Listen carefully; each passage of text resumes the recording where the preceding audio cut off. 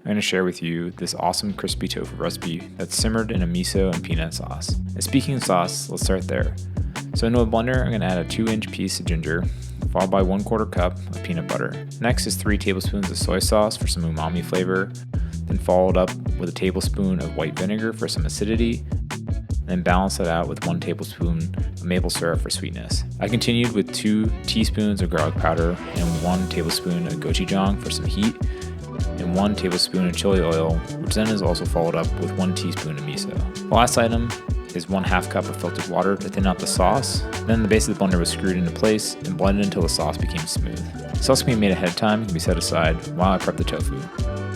Now to make the tofu crispy, I'm combining into a bowl 1 part cornstarch to 4 parts water, which for this is 1 tablespoon of cornstarch into 4 tablespoons of water.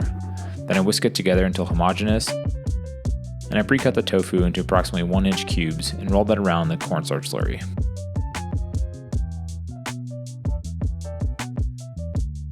Then to cook the tofu, I'm adding 1 teaspoon of sesame oil and 1 tablespoon of vegetable oil into a non-stick pan. I'm going to heat the pan over medium to low heat and add all the tofu into the pan that's been coated in that cornstarch solution. I'm going to use 1 block of extra firm tofu for this recipe.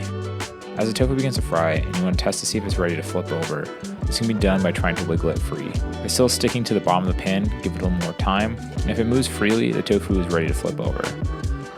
Then flip over all the tofu to start cooking the other side, and you're welcome to cook all 6 sides if you want to get a really crispy tofu product in the end.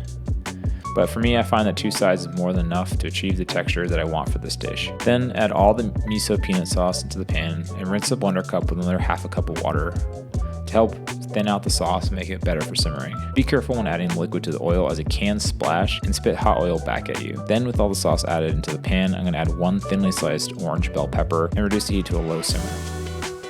Now while the tofu is simmering in the sauce, I'm going to serve it over some rice noodles. So cook the noodles based on the package directions until it's the desired doneness that you want. Now back to the tofu pan. It's been simmering uncovered for about 15 minutes, and the sauce should have reduced in half by now and it's ready to eat. So in a bowl, I'm going to add the noodles on the bottom, followed by the tofu and pepper and sauce, and garnish that with white sesame seeds and some green onions, and enjoy this dish fresh and hot.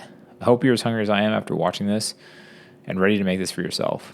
Thank you for watching, and if you're new to the channel, please consider subscribing, and I'll see you in the next video.